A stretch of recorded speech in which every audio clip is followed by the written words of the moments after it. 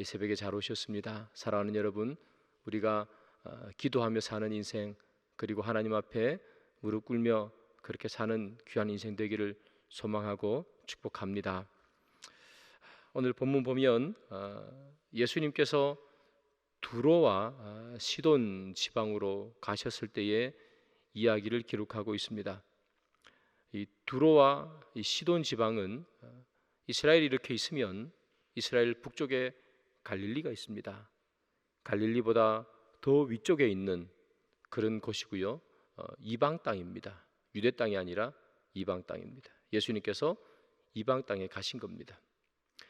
예수님께서 그 이방 땅에 가신 이유는 우리 오늘 본문 마태복음과 똑같은 이야기가 나오는 본문이죠. 마가복음, 이걸 병행 본문이라 그렇게 말합니다.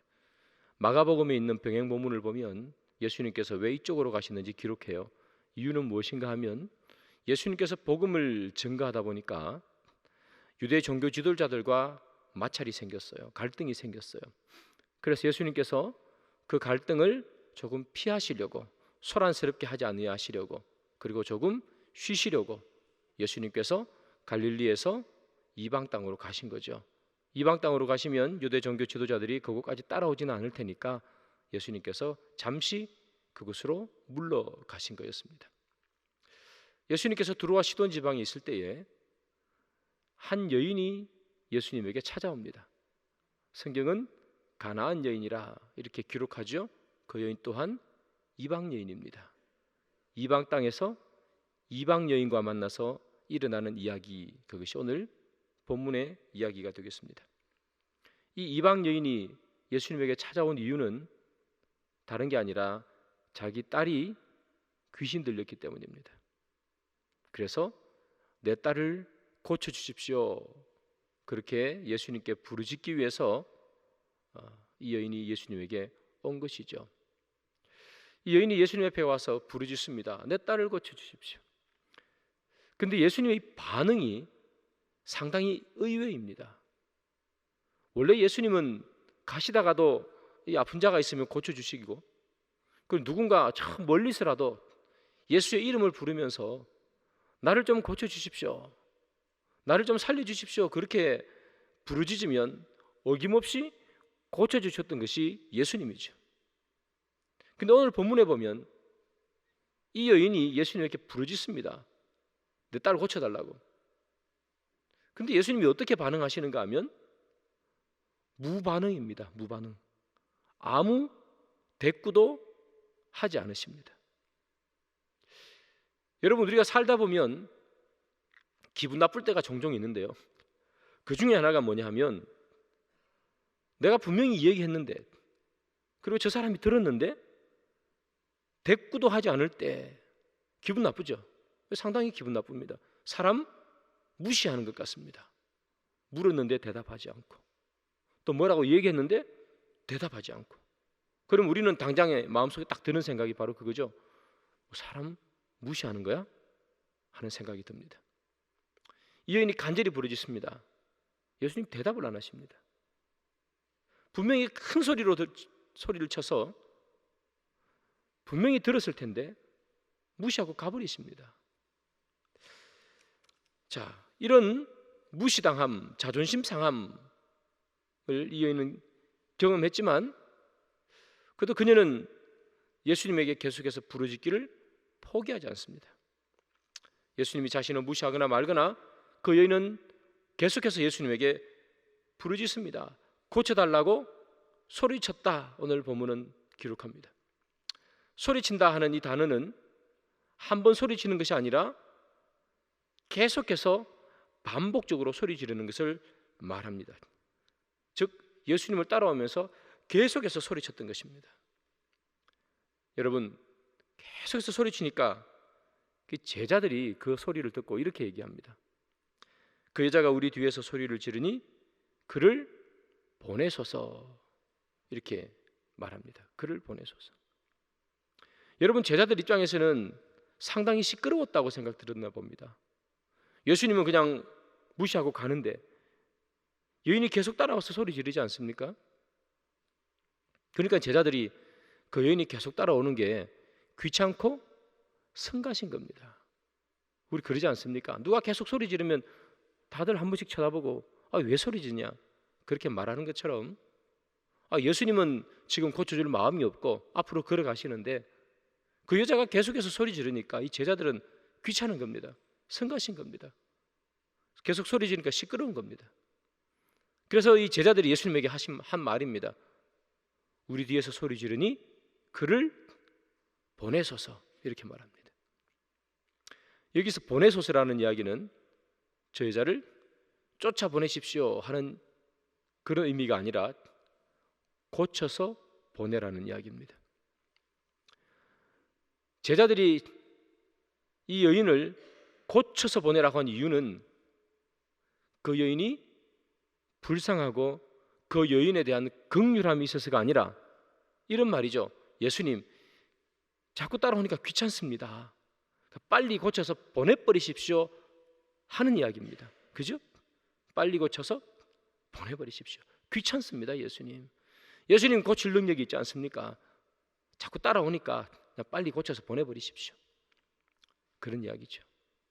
자, 이 제자들의 이 한마디 속에서 우리가 받을 수 있는 교훈이 여러 가지가 있습니다. 이 제자들이 사람을 대하는 태도를 보는 거죠.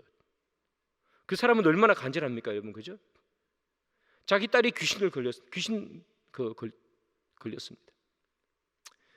얼마나 엄마 입장에서 간절하겠습니까? 낫기를 소망하겠습니까? 제자들이 그 여인의 심정을 한 번이라도 생각해 봤으면 빨리 낫고 쫓아보내십시오, 그런 이야기를 하지 않았을 텐데, 이 제자들은 여인에 대한 긍휼함이 없는 것입니다. 사람에 대한 긍휼함, 사람을 불쌍히 여김, 그것이 사랑의 시작인데 이 제자들은 그 마음이 없는 거죠. 예수님의 사역을 하나의 뭘로 봅니까? 일로 보는 거예요. 일로. 그것을 사역이라, 사명이라 보는 것이 아니라 일로 보는 겁니다. 빨리 고쳐서 보내버리십시오. 예수님께서 이 땅에 오실 때에 아픈 사람 고쳐주기 위해서 이 땅에 오신 그런 분이 아니죠. 예수님께서 이 땅에 오신 이유, 예수님께서 이 땅에 오셔서 사람을 고치는 이유는 여러 가지가 있겠지만 예수님의 사랑을 증거하기 위한 아니겠습니까? 고통받고 있는 자에게 하나님의 나라를 선포하기 위함 아니겠습니까? 근데 빨리 고쳐 보내버리십시오. 사람을 하나의 일로 처리해버리는 이 제자들의 모습을 봅니다. 우리에게도 그런 마음이 있죠. 빨리 뭔가 해서 보내버리십시오. 그런 마음들이 사실 우리에게 있습니다. 긍휼히 여기지 못하는 마음, 일로 여기는 마음. 그런데 그것보다 더 큰 것은 뭐냐 하면 지금 제자들이 예수님의 능력을 어디에 쓰라고 지금 얘기하는가 하면 귀찮음을 없애는 데 쓰라고 지금 요구하고 있습니다. 예수님은 사람을 고치는 능력이 있지 않습니까? 예수님, 당신의 그 능력을 귀찮게 하는 것을 없애는 데 쓰십시오. 사람을 긍휼하게 여기고 그 사람의 아픔을 치유하는 데 쓰십시오가 아니라 어디에 쓰라고요? 따라오니까 귀찮습니다. 고쳐서 보내버리십시오. 사랑하는 여러분, 하나님께서 우리에게 많은 것을 주십니다. 많은 달란트를 주십니다. 많은 것들을 주셨습니다. 하나님께서 우리에게 주신 것을 우리는 어떻게 사용해야 하는지를 볼 수 있는 것입니다. 하나님께서 우리에게 주신 것은 우리는 선을 위해서 사용해야 합니다. 복음을 위해서 사용해야 되고 사랑하는 것을 위해서 사용해야 돼야 합니다. 하나님께서 우리에게 주신 것을 남을 해치는 데 사용하는 것이 아니라 남들을 주눅들게 하는 데 사용하는 것이 아니라는 겁니다.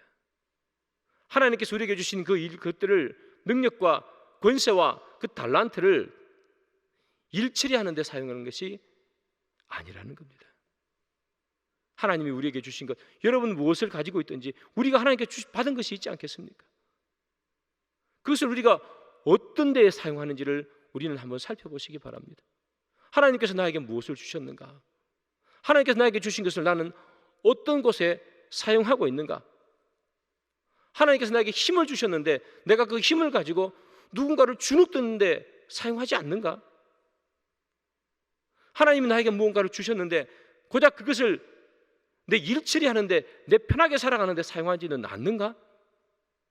하나님은 그것을 사람을 긍휼하게 여기고 복음을 증거하고 선을 행하는 데 사용하라고 우리에게 주셨는데, 우리는 그것을 내가 편하게 살아가는 데 사용하고 내 힘을 가지고 누군가를 주눅들게 하는데 사용하지는 않는가?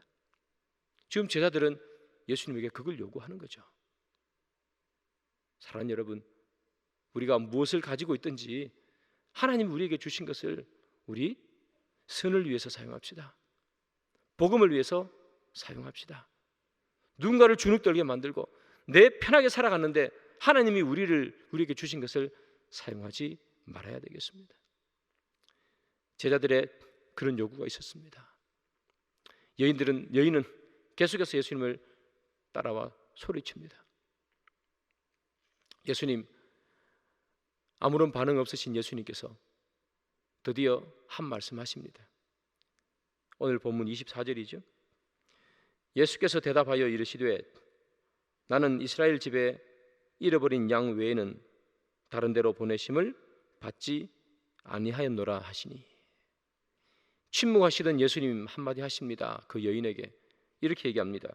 나는 이스라엘 집에 어린 양을 위해서 왔지 다른 것 때문에 온 것 아니다. 그렇게 말합니다. 이 말은 무슨 말인가? 나는 이스라엘 백성들을 위해서 왔지 이방인을 위해서 온 사람 아니다 하는 그런 이야기입니다. 이 말을 우리는 오해하지 않아야 합니다. 예수님께서 구원을 베풀기를 이스라엘 백성들만을 구원을 베풀기 위해서 온 것이고 이방인을 위해서는 구원을 베푸지 않는다 하는 의미가 아니라 우선순위의 문제입니다. 내가 이 땅에 온 것은 우선적으로 이스라엘 백성들을 먼저 구원하기 위함이고 이방인은 그 다음 우선순위에 관한 이야기입니다. 나는 이스라엘의 어린 양을 위해서 왔다. 다른 데로 보냄을 받지 않았다. 그렇게 얘기합니다. 그 말은 쉽게 말하면 난 너 고쳐줄 수 없다는 겁니다. 능력이 없으면 당연히 못 고쳐주죠. 그러나 예수님은 능력이 있지 않습니까? 우리처럼 어떤 방에 들어가서 수술 칼 잡고 뭐 이렇게 수술해서 또는 약 먹여서 낫게 하는 능력이 아니라 말씀만으로도 고칠 수 있는 능력이 있지 않습니까? 이 여인 딸이 귀신이 들려서니 얼마나 마음이 아프겠습니까? 예수님께서 한마디 하시면 그냥 나을 수 있을 텐데 예수님께서 그 한마디를 안 해주시는 겁니다. 그리고 하시는 말씀, 나는 너를 위해 온 것이 아니다. 못 고쳐주겠다. 그렇게 얘기합니다. 그런데 여인이 그 말을 듣고 포기하지 않죠. 예수님 앞에 절을 합니다. 고쳐달라고 다시 소리칩니다. 그러자 예수님께서 다시 한번 말씀하십니다. 26절이죠. 대답하여 이르시되 자녀의 떡을 취하여 개들에게 던짐이 마땅하지 아니하니라. 자녀의 떡을 취해서 개들에게 던지지 않는다는 얘기입니다. 이 자녀의 떡은 뭐냐 하면 예수님께서 베풀어 주실 구원의 복음, 그것을 누구에게? 이스라엘 백성에게 줄 것이지 내가 이것을 개들, 즉 이방인들에게 주지 않는다는 얘기입니다. 나는 능력을 이스라엘 백성들을 위해서 베풀지 이방인을 위해서 베풀지 않겠다. 그렇게 얘기합니다. 그러면서 이 이방인을 무엇으로 비유했느냐? 개로 비유했습니다. 다시 말하면 이 여인을 개로 비유한 것입니다. 나는 개에게 줄 수 없다. 그런 얘기죠. 물론 여기 나온 이 개라는 이 개는 헬라어로 퀴나리온이라고 해서요, 집에서 키우는 강아지를 말합니다. 막 이렇게 막 돌아다니는 우리 흔히 말하는 뭐 똥개 뭐 그런 개를 말하는 것이 아니라 집에서 이렇게 주인이 잘 키우는 그런 강아지를 말하는 겁니다. 그럼에도 불구하고 사람을 무엇에 비유했습니까? 개에 비유한 겁니다. 나는 개에게 줄 수 없다. 자존심 상하죠. 여러분들을 개에 비유하면 어떤 마음 드시겠습니까? 우리가 누군가에게 요청할 때가 있고 부탁할 때가 있죠. 그때 그 부탁받는 사람이 나는 너 같은 개에게는 줄 수 없다 이렇게 얘기하면 여러분 그 사람에게 부탁하고 싶은 마음이 들겠습니까? 들지 않겠습니까? 정말 자존심 상해서 웬만하면 기분 나빠서 그냥 돌아가겠죠. 예수님은 이 여인에게요 총 3번 이 여인의 자존심을 건드립니다. 첫 번째는 여인이 소리 지를 때 대답하지 않으십니다. 듣고도 대답하지 않습니다. 두 번째는 예수님 대답하시는데 나는 너를 못 고쳐주겠다 그렇게 말합니다. 능력이 없어서가 아니라 있는데도 불구하고 안 하는 겁니다. 세 번째는 이 여인을 개로 비유합니다. 나는 개에게는 내 것을 주지 못한다. 하나, 둘, 셋. 여인의 자존심을 완전히 짓밟아 버렸습니다. 밟을 수 있는 한 최대한 짓밟아 버렸습니다. 그런데 이 여인의 대답이 참 귀하죠. 27절입니다. 여자가 이르되 주여 올소이다마는 개들도 제 주인의 상에서 떨어지는 부스러기를 먹나이다 하니 이렇게 말합니다. 여인이 자기를 뭐로 인정합니까? 개로 인정합니다. 저 개 맞습니다. 그런데 개도 주인이 주는 그런 부스러기를 먹지 않습니까? 그러니까 저에게 상에서 떨어지는 부스러기라도 주면 우리 딸이 낫겠습니다. 그렇게 말하는 거죠. 여러분 이 여인은 여러 번 무시당했습니다. 그런데 포기하지 않고 소리 지릅니다. 예수님께 와서 엎드려 가지고 절까지 합니다. 그리고 자기 스스로를 개라고 인정합니다. 이 여인은 자존심을 완전히 버렸습니다. 그리고 예수님에게만 매달립니다. 어떻게 이게 가능할까요? 그것은 간절함 때문입니다. 간절하면 사람의 태도가 바뀝니다. 간절하면 눈빛이 바뀝니다. 간절하면 마음이 바뀝니다. 딸이 귀신 들렸는데 부모가 자존심 찾을 일이 어디 있습니까? 자녀가 지금 아파서 죽을지 살지 사지를 헤매는데 자존심 찾는 부모가 세상에 어디 있습니까? 내 자존심 다 던져버려도 우리 아이가 나을 수 있다면 다 던져버리는 것이 부모의 마음 아니겠습니까? 간절함이죠. 이 여인이 그 예수님의 무시 그것을 이길 수 있었던 이유는 간절함이에요. 자기 자신의 자존심도 다 내어 던져버릴 수 있었던 이유는 바로 간절함 때문입니다. 이 여인이 예수님에게 처음부터 다가올 때 그 마음에 한번 요청해보고 안 되면 말고 고쳐주면 좋고 그렇게 이 여인이 예수님에게 오지 않았다는 얘기입니다. 여러분 사람을 개에 비유했습니다. 예수님께서 성경 읽다 보면 그렇게 한 부분이 없지 않습니까? 자기 스스로를 개에 비유했는데도 불구하고 그럼에도 불구하고 그녀가 끝까지 예수님에게 매달릴 수 있었던 것, 자존심을 버릴 수 있었던 것, 죽기 살기로 예수님께 다가갈 수 있었던 것, 간절함 때문이죠. 예수님은 이 여인의 간청을 결국 들어주십니다. 왜 들어줄까요? 간절함은 하나님의 마음을 움직이는 열쇠이기 때문에 그렇습니다. 사랑하는 여러분, 우리가 정말 살펴봐야 되는 것입니다. 간절한가? 예수님 살던 당시에 자녀가 아픈 사람 한두 명입니까? 그 시대에 무슨 병원이 있습니까? 치료를 제대로 받았습니까? 아파서 병든 자들, 귀신 들린 자들 한두 명이었겠습니까? 예수님이 지나다니는 동네에 환자들, 아픈 사람들 어디 한두 명이었겠습니까? 근데 누가 고침을 받습니까? 간절하게 부르짖는 자가 고침 받는 겁니다. 주님, 나 좀 도와주십시오. 예수님 무시하고 그냥 가도 포기하지 않고 끝까지 오는 사람, 그 사람이 나음을 받고 고침을 받는 겁니다, 여러분. 다른 많은 사람, 다른 많은 아픈 사람, 자녀가 귀신 들린 사람, 그 시대에 이 여인밖에 없었겠습니까? 많았지 않겠습니까? 그럼에도 불구하고 그 사람들은 왜 고침을 못 받습니까? 나오지 않기 때문이죠. 간절하지 않기 때문이죠.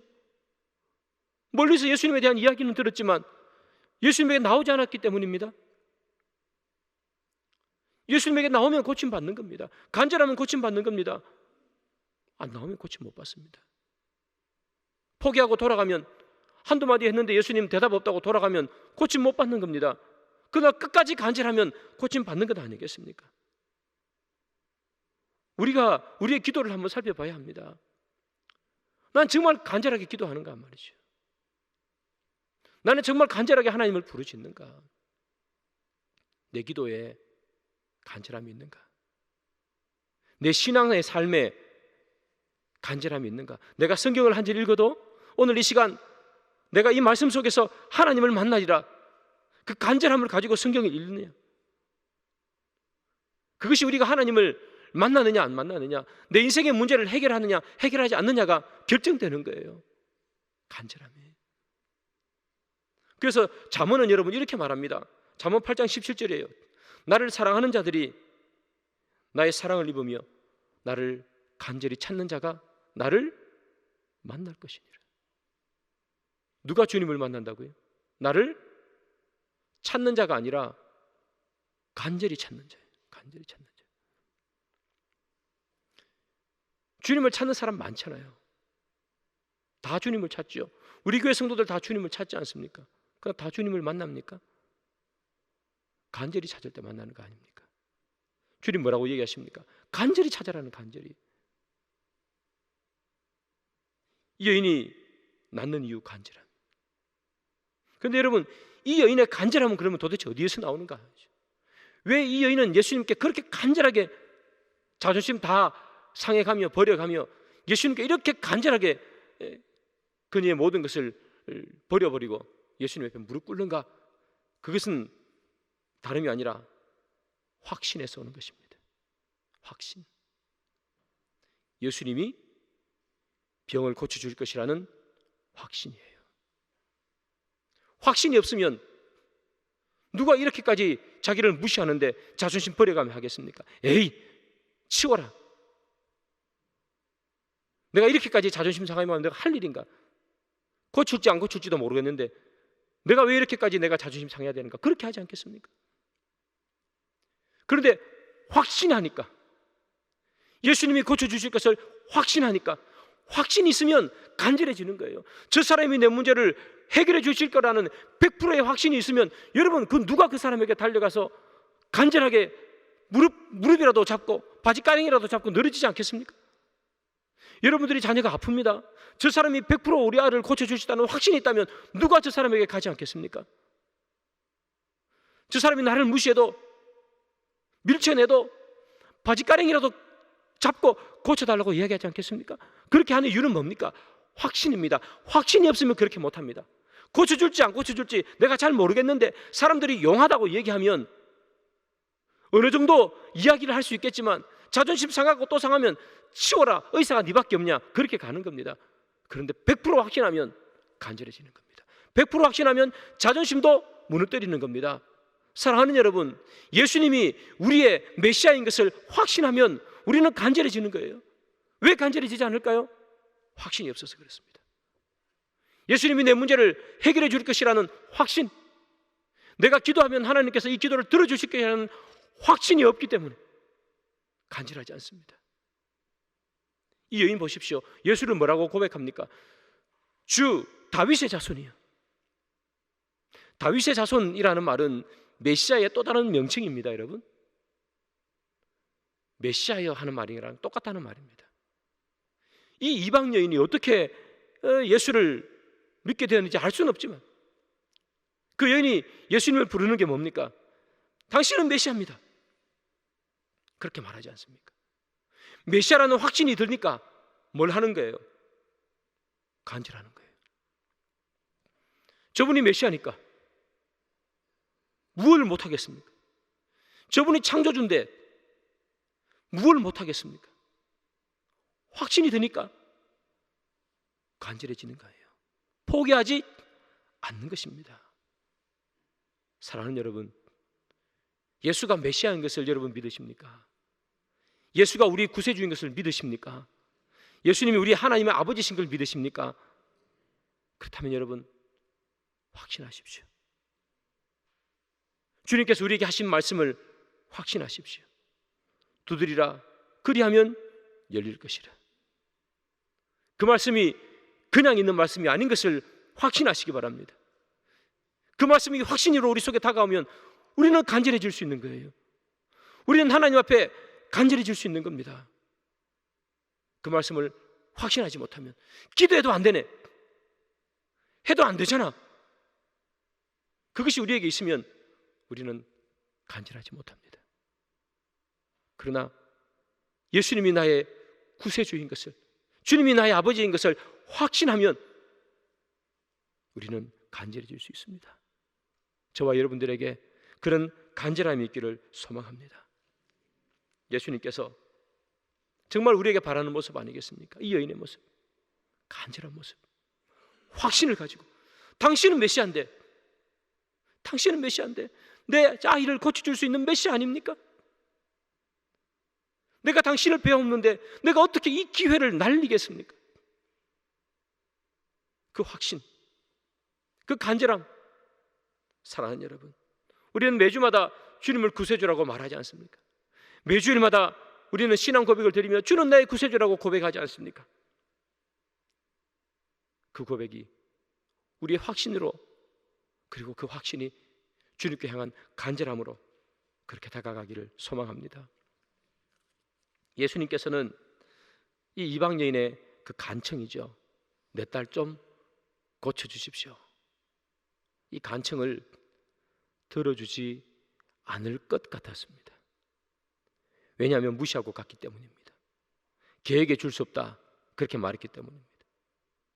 그런데 결국 이 여인의 요청을 들어주죠. 여러분, 이 이야기 속에서 우리가 배울 교훈이 또 하나 있습니다.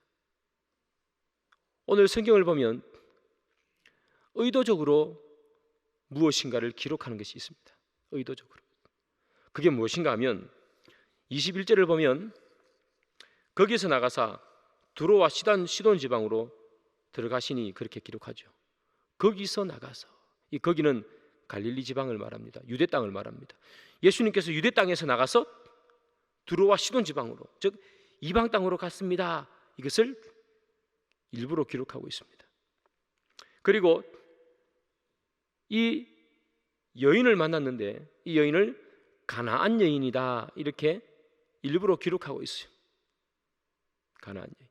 이 마가복음에 보면 수르보니게 여인 이렇게 기록하죠. 가나안 여인이다. 예수님께서 이렇게 한 일들을 이 마태는 일부러 기록하고 있는데 무엇을 의도적으로 쓰는가? 이 일이 두로와 시돈 지방, 유대 땅이 아닌 이방 땅에서 벌어졌습니다 하는 것을 일부러 쓰는 겁니다. 그리고 이 여인은 이방 여인입니다 하는 것을 일부러 기록합니다. 그래서 여인 앞에 가나안 여인 이렇게 쓰는 겁니다. 여러분, 왜 마태가 이 이야기가 이방 땅에서 그리고 이방 여인에게 벌어지고 있는 이야기라는 것을 일부러 쓰는가? 그것은 우리 본문 바로 앞이죠. 마태복음 15장 1절부터 20절까지를 읽어보면 그들은 하나님을 잘 안다고 자부하는 이 유대인들이 예수님을 배척하는 이야기가 기록되어 있습니다. 지금 마태는 예수님을 배척하는 유대인과 예수님에게 간절히 간구하는 이방 여인을 비교하고 싶은 것입니다. 누구에게 하나님의 긍휼하심이 전달되는가 하는 겁니다. 누구에게 하나님의 긍휼하심이 전달되는가? 오랫동안 하나님을 믿고 조상 대대로 하나님을 믿어 율법을 너무나 잘 알고 율법에 기록된 제사를 빠짐없이 드리고 율법에 기록된 절기를 빠짐없이 드리는 유대인들, 이 사람들에게 하나님의 긍휼이 전달되는가? 아니면 하나님을 알지 못했던 이방 땅, 그 이방 여인에게 하나님의 긍휼이 전달되는가 하는 겁니다. 누구에게 하나님의 은혜가 전달되는가? 예수님께서 뭐라고 얘기하십니까? 내가 이 이스라엘 땅 이외에는 다른 데로 보냄을 받지 않았다, 그렇게 표현하시죠. 예수님께서 이 땅에 오신 것은 우선적으로 이 유대인들, 이스라엘 백성들을 위해서 우선적으로 오셨지만 그럼에도 불구하고 누구에게 하나님의 긍휼함이 전달됩니까? 간절히 부르짖는 자에게입니다. 그들의 부모님이 하나님을 잘 믿었든 안 믿었든, 그들의 조상이 누구든, 그들이 얼마나 성경을 잘 알던, 그게 중요한 게 아니라 예수가 내 아픔을 고쳐줄 줄 확신을 가지고 간절히 부르짖는 자에게 하나님은 그의 긍휼을 베풀어 주신다 하는 것이 오늘 본문에 우리에게 주시는 또 다른 교훈 중에 하나가 되겠습니다. 사랑하는 여러분, 하나님은 누구에게 마음을 주실까요?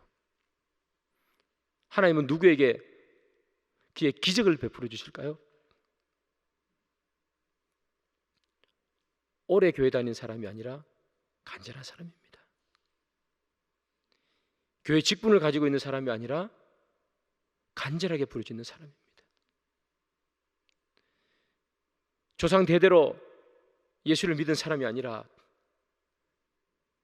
주님께서 메시아임을 확신하고 간절한 마음으로 주를 찾는 자, 그 자에게 하나님은 그의 긍휼을 베풀어 주십니다. 아무리 내가 오래 신앙생활을 해도, 아무리 내가 하나님 앞에 여러 가지 일들을 했어도 간절하지 않으면 하나님은 응답하지 않으시겠다 하는 것이 오늘 본문의 이야기입니다. 사랑하는 여러분, 우리는 바로 오늘 본문에 나오는 이 여인, 이 가나안 여인처럼 되기를 소망합니다. 때로 우리가 신앙생활을 하면서 이 간절함을 잃지 않습니까? 신앙생활을 오래 하다 보니까 저도 마찬가지입니다. 습관이 되어버리고 매너리즘에 빠져버리고 늘 하던 것 그대로 오늘도 내일도 늘 하던 일, 그 일을 그냥 그대로 하게 될 때가 참 많지 않습니까? 기도도 늘 하던 기도 안 나오면 찝찝하고, 성경도 그렇지 않습니까? 간절함이 사라지고 습관적으로 되어지는 우리의 신앙생활들이 있지 않습니까? 사람이 신앙생활 하다 보면 그렇습니다, 여러분. 사람이라 어쩔 수 없습니다. 한계가 있습니다. 습관적으로 되어버리고 매너리즘에 빠져버리고. 그런데 오늘 본문에 이 본문을 우리가 특별히 주신 이유는 뭡니까? 우리가 그렇게 습관에 빠져 있다면 다시 한번 우리가 간절함을 되찾자 하는 말 아니겠습니까? 예수님을 배척하던 유대인들, 그들에게서 간절함을 찾아볼 수 있습니까? 그들에게서 찾을 수 있는 유일한 것은 바로 습관적으로 하는 루틴밖에 없습니다. 늘 하든가, 늘 습관적으로 하든가. 오늘도 제사 지내네, 내일도 제사 지내야지. 절기가 찾아왔네, 절기가 찾아왔으니까 절기를 지켜야지. 그들에게 무슨 간절함이 있습니까? 그들에게 하나님을 향한 뜨거움을 여러분 성경에서 보십니까? 왜 그들에게 하나님의 역사가 나타나지 않습니까? 그렇게 잘 율법을 지키려고 노력하고 성경에 기록된 많은 것들을 하려고 노력하는데 왜 그들에게 하나님의 역사가 일어나지 않고 오히려 회칠한 무덤 같다고 그렇게 욕을 먹습니까? 간절함이 없잖아요. 하나님을 만나게 됐다는 간절함, 하나님께서 나의 부족함을 용서해달라는 간절함도 없고 뜨거움도 없고 그저 늘 돌아가는 대로 습관적으로 아침에 일어나면 토라를 읽고 제사 지낼 시간 되면 제사 지내고. 그러나 이 여인은 얼마나 다릅니까? 간절하지 않습니까? 밟아도 쓰러지지 않고 간절하지 않습니까? 우리 예수님 뭘 보겠습니까? 간절함 보지 않겠습니까? 확신을 따른 간절함. 사랑하는 여러분, 여러분들이 오늘 무슨 기도 제목을 가지고 나오는지 저는 알 수 없지만 그러나 사랑하는 여러분, 오늘 우리 기도할 때 간절하게 기도합시다. 우리가 기도하다 보면 습관적으로 할 때가 많죠. 그러나 오늘만큼은 여러분 우리가 정말 간절하게 기도합시다. 여러분의 기도 제목이든 교회를 향한 기도의 제목이든 어떤 기도의 제목이든 사랑하는 여러분, 주님 앞에 간절하게 부르짖읍시다. 이 여인이 간절했던 것처럼. 그러면 주님께서 들어주실 줄 믿습니다.